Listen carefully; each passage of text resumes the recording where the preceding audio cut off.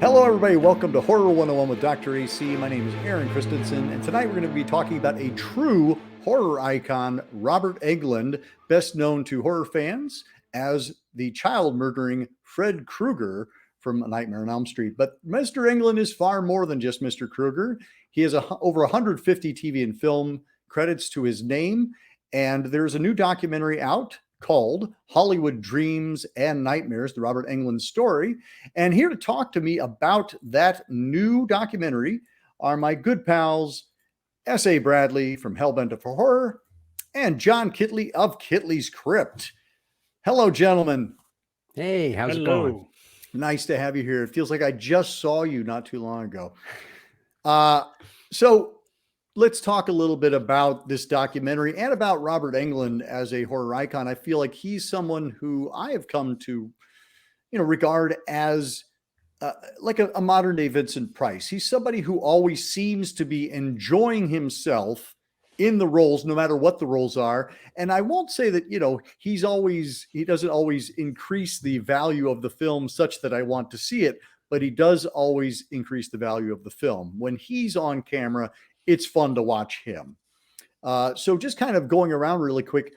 John, do you remember when the first time you saw Robert Englund and recognized him as an actor? The first movie of his that I saw was Dead and Buried, but I think it was V when you start to know who he is. Right. That's the television miniseries about the aliens. And then from then on, you start to see older stuff that he's popping in, and you're like, holy shit, that's Robert Englund. And Scott? Yeah, very much the same thing. I think for me, I became aware of the name Robert Englund from seeing Nightmare on Elm Street and then realizing pretty quickly, because that his face was everywhere when he's being interviewed, that I had seen him a bunch of times. And so I think probably the first time would be Eaten Alive, I want to say, or V, and because that Eaten Alive was on like HBO and stuff quite a bit, and then there was V, which was the show. And once you see him, you start seeing him everywhere, and you're like going back. I thought of where I probably first saw him and didn't know who he was Hustle, which was a Robert Aldrich film with Burt Reynolds, right. And they talk about it in there in the documentary. And there's a great story about how Burt Reynolds could have lost his cool with this young actor. But there was this little weird thing that happened on set, but instead he heard some kindness from the superstar. But in Hustle, he's the killer, and it's not a role that you would normally think of. He's just this guy at the end of this movie that shoots the main character. Spoiler alert for a 50-year-old movie. But he does that, and once you see him, you go, wow, that is obviously Robert Englund. But at the same point, you go, they thought of him as a heavy? That's so strange. Right. Well, it's interesting because he became famous as, a child murderer, as one of our great boogeymen. But yeah, Robert Englund is not, when you meet him, he does not strike you as somebody who's dark and dangerous. He's not like a Robert Davi type where you're like, oh, well, clearly he's going to be playing the bad guy the rest of his life. Like he comes off very much like Willie, his character in V. He's the nice alien of these like extraterrestrials that are trying to take over the world. He's the nice and confused one. And so it's interesting that he got called in at all to play Freddy Krueger or Fred Krueger, if we're going to talk about A Nightmare on Elm Street, which is where we should start, because I'm guessing that most people, that was what drew them. And that's what will draw them to this documentary, is it's going to be a lot of the Freddy fans out there. So let's talk about A Nightmare on Elm Street, which is 1984. And it was kind of an explosion, like when it first hit, in that it was this film that kind of just gathered word of mouth. It reminds me very much of Halloween in that regard. It's like it kind of came out and then people kept talking about it. Scott, I think you have a story about like when you saw it for the first time.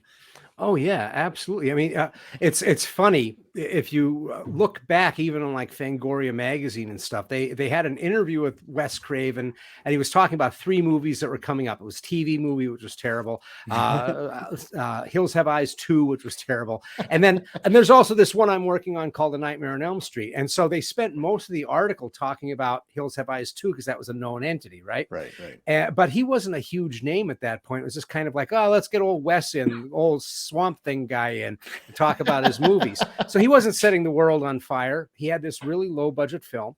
And they even had like one shot of Robert Englund as Fred Krueger. And it was a black and white shot. And I was going, it's just him in this hat, and you don't really get that it's Burns. There's like smoke around him, and you're going, I don't know, is this like a noir film? I'm not quite sure what's going on. So I went to see it because of the poster.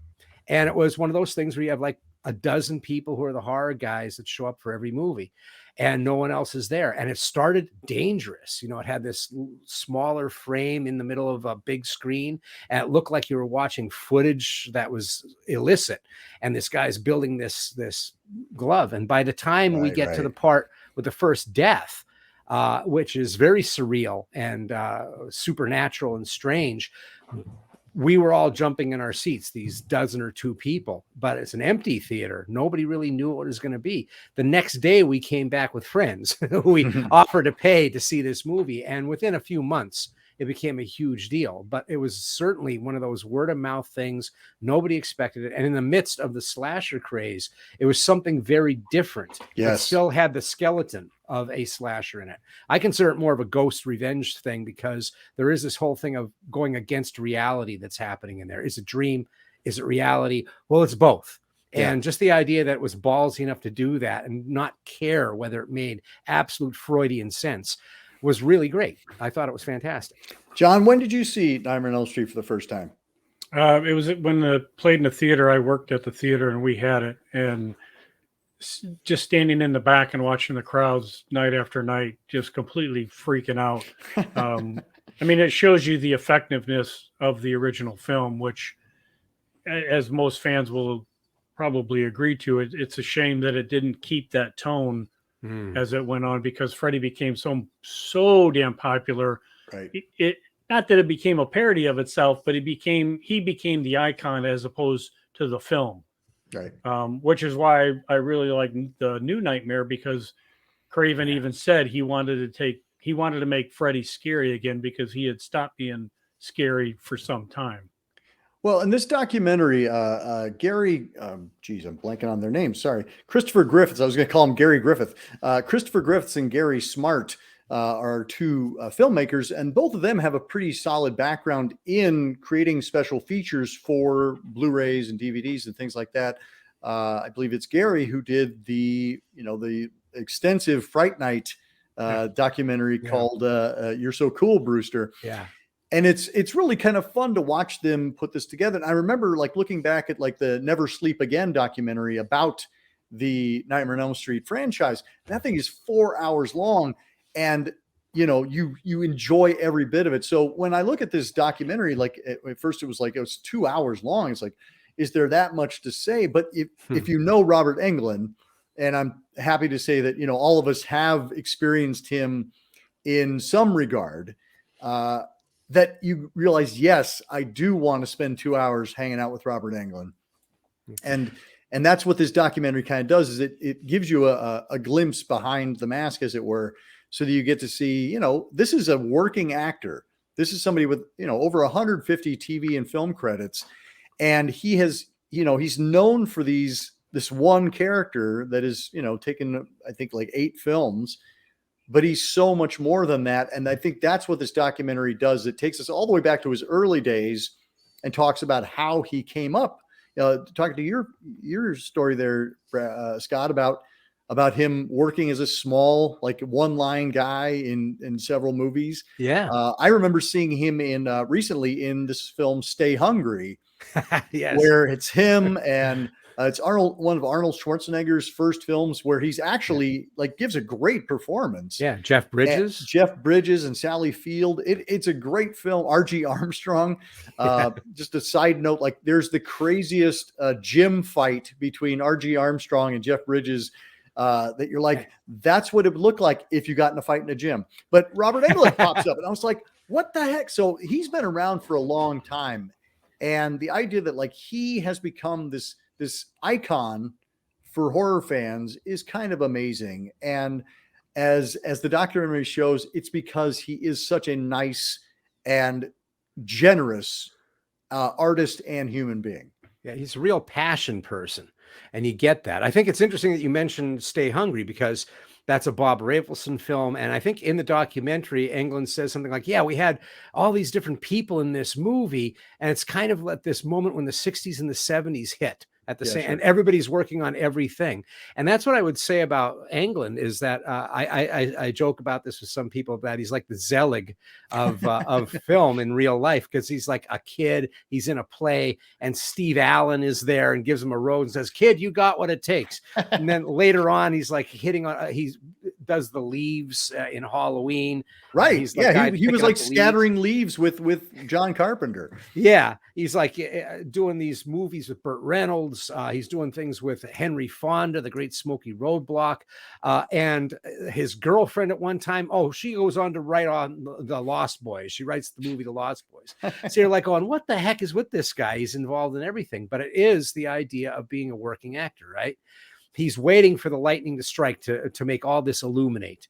And he's smart enough and kind enough to realize, probably from when Steve Allen made him feel like somebody, that there's nobody that you can't reach down to or reach up to and be able to bring something cool. Like one of the things that they say quite a bit in this documentary is that he's someone who comes on set. He can be in a real low budget movie. There's one kid who's never worked in a film before, and he knows his credit. So he'll go over and go, hey, I was really good. You were really good in that after school special. And the kid's like, really? And it's like, talk about a great thing to do. And then talking to the director in another low budget film, it's his first film, and they're talking movie shortcuts. They're talking in that short language, which is just, not getting into a motivation thing, but just saying, an old Hammer film with Peter Cushing, jump like he jumped there over the flames. And it's like, you're talking like that. That's nerd. That's great. And that's a lot of fun. And I think that is Robert Englund. Like, I mean, we learn what a cinephile he is and what a passion he has for the craft. I mean, he starts off, doing, classical work on stage, which I think is kind of, he is always kind of in the way Vincent Price was. He's always kind of grander than he perhaps needs to be, but that's the fun of it. That's the fun of watching him, is that he seems like he's having a good time. John, I know that like you and I had a memorable evening with him after a Fangoria convention where we were bringing him back and forth from the convention center to the music box. Do you want to talk a little bit about that? Yeah, it's one of those things that you're always worried when you're going to see behind the curtain. But while the whole time I'm driving thinking, I can't listen really. I don't want to be the guy to kill Freddy Krueger in the car. But he talked the entire way there and the entire way back, but it was about other actors. Right. This was the time when the Oscars were coming out, and he was going on, so-and-so is nominated. I went back and watched everything they had seen or that they had done that I hadn't seen.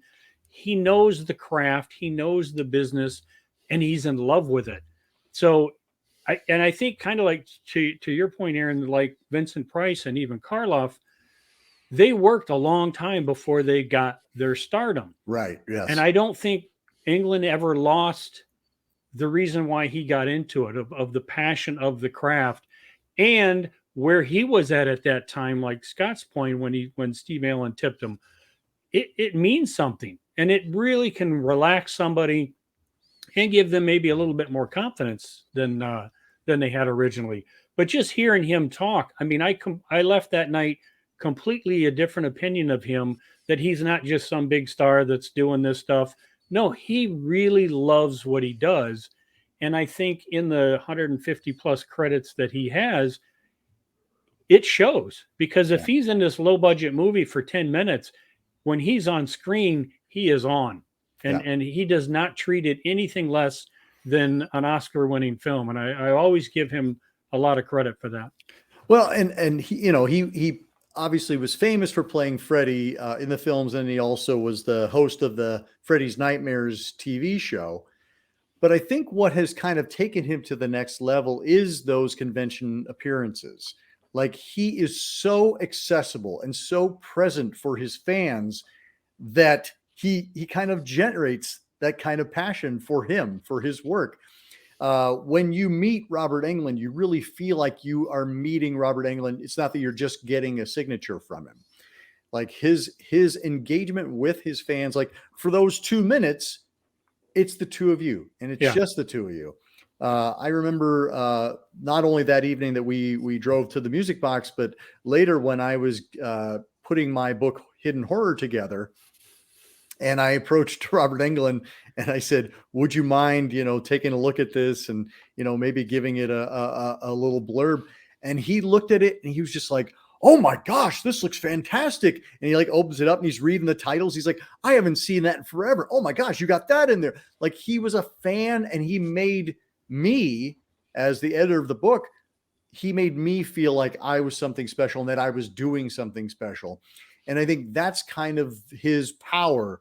Kind of to Scott's point, the idea that when he's on set, he's the veteran now. Like, he's the name above the title, or he's certainly the biggest star in the room for the most part. And he has the power to make that a really good set or to make it a crap set. And he seems to, time and again, make the choice to make it a good set. And he will connect with the director and the people on the set who are idolizing him. Yeah. That idea of meeting your heroes, he's like, I'm going to be a hero. I'm going to do the right thing. Yeah. And he has the ability to get the role and keep the role, right? I mean, they did want to not have him be Fred Krueger in the subsequent films. Right. But what I liked about the documentary is that they kind of go into a little bit of the kind of juice that I like to hear about, which is, where did you go to find this character? What did you do once you had that character?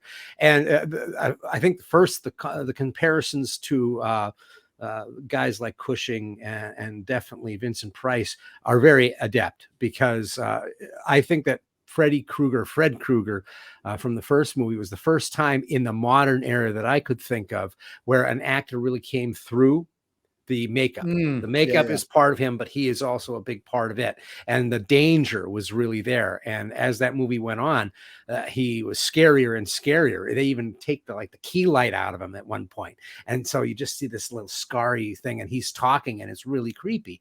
Well, he came up with that because he was sitting, he's trying to figure out who this character is. And he's in all this makeup, and he's hot, and they're like stinging him with a dried up piece of cotton, trying to get the makeup to go right.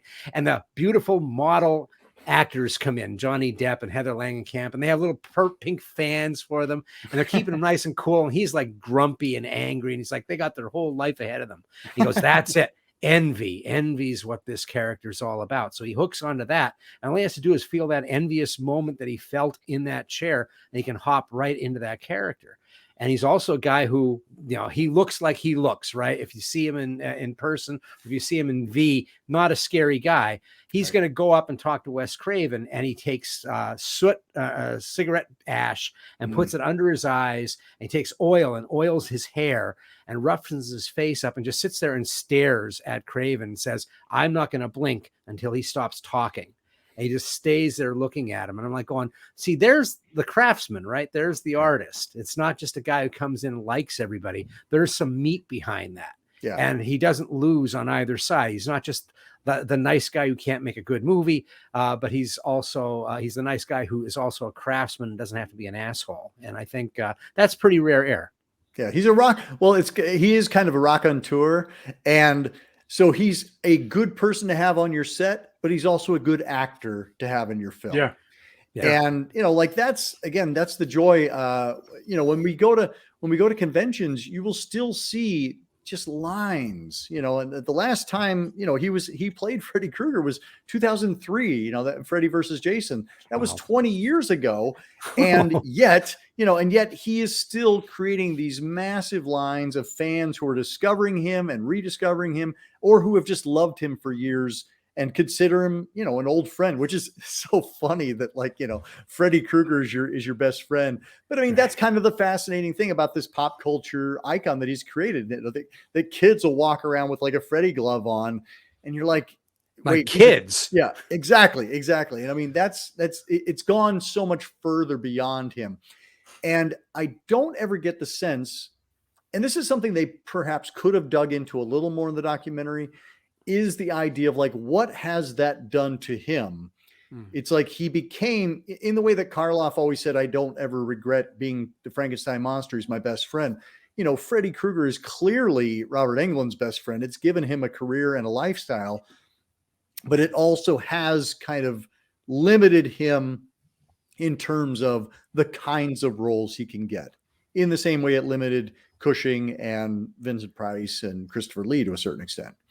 Yeah, that's true. I mean, he says in the very beginning, he's gracious about being, but he says, you know, I never expected or wanted to be a hard actor, but it found me. And he didn't turn his back. He didn't write, I am not Spock, I am not Freddy. He didn't go down that path, but he accepted it. But it was something that I thought about. There's so many weird moments where politics got involved in the 80s, with Nightmare on Elm Street being used in ads by Reagan, and just the idea of what you talk about, where there were children, not kids like teenagers. They're like 8-year-old kids wearing Freddy Krueger, you know, burn makeup and masks. And what does that do to you when you see that kind of thing? And you know, what were his opinions about some of the ways that movies went with him, and stuff like that? That's some of the stuff that I think could have been in there a little bit more.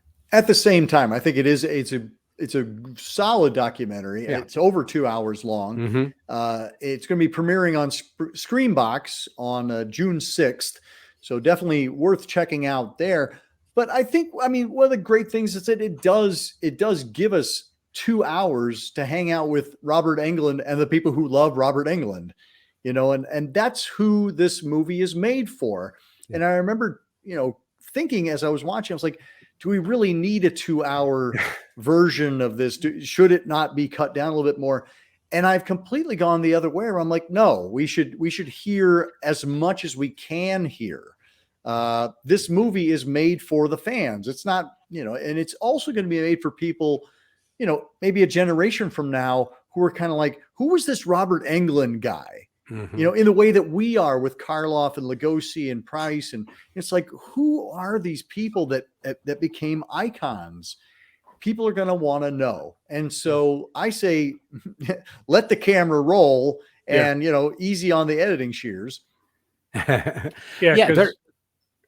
was going to say, who wouldn't, as an older fan, who wouldn't have, you know, died, or who wouldn't have killed to have a 2-hour documentary with Karloff where he's going through different roles, right? You know, and you'd just be going, so this is fine. I didn't have a problem with the time.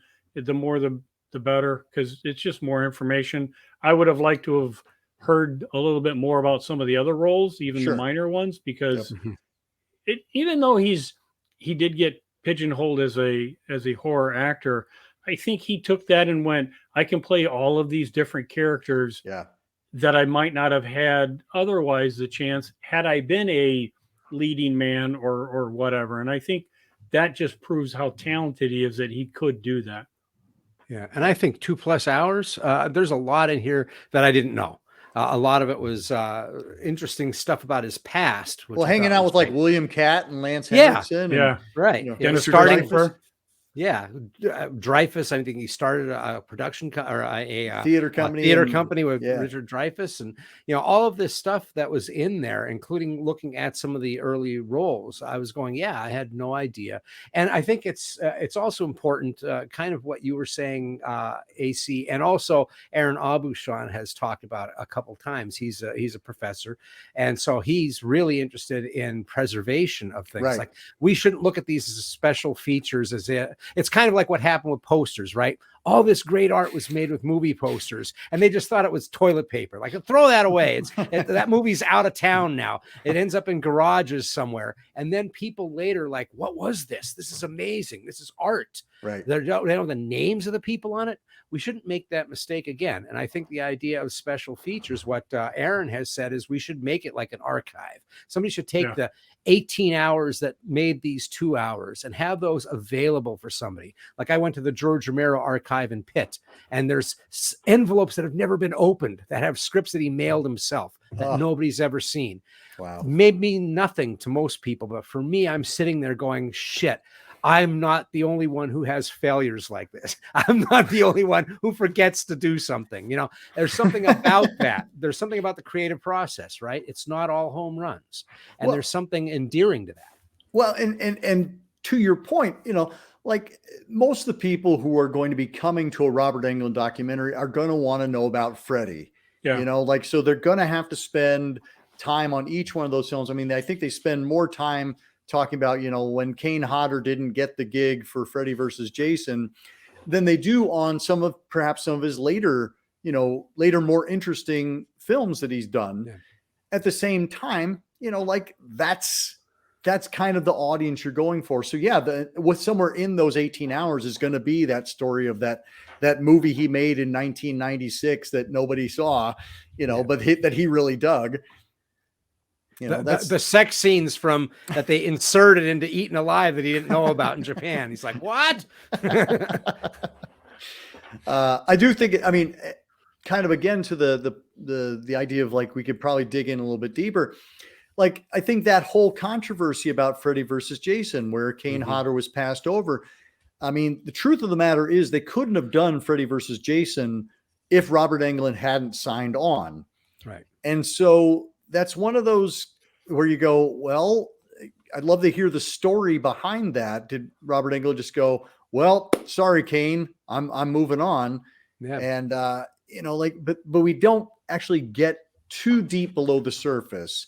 And, you know, I mean, that's it. There is a sense of softball to the documentary, in that it is playing to the fans and maybe not wanting to ask those tough questions. I don't know.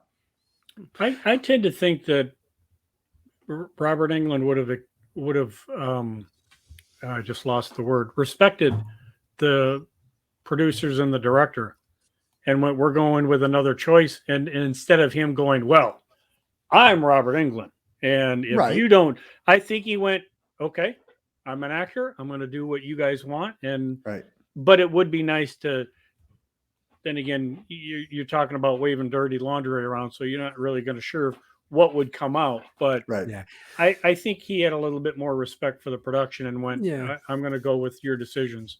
Yeah, well, even those two sentences would have been good, because why even show the disappointment of Kane Hodder? Yeah, because that's what the documentary does. Documentary spends a fair amount of time talking to Kane Hodder and how heartbroken he was. Yeah, with pictures of him and Robert like cuddling while he's saying, "My good friend." You know, don't want to make it that rude or anything like that, but it is one of those things that kind of stuck. Where I was like, going, "This is where it feels a little bit more like, boy, he may have. They wanted to not offend him or something, or not make it made a little bit more softball." I understand that, it doesn't destroy it, but it was one of those things where I sat there and I went, there's got to be some good meat. It's just more of the creative process. I don't hate anybody when I see some movies where people really had a hard time. Like, I don't immediately despise everybody that was in the Evil Dead because of what happened to Sandweiss, right? But it's a cautionary tale.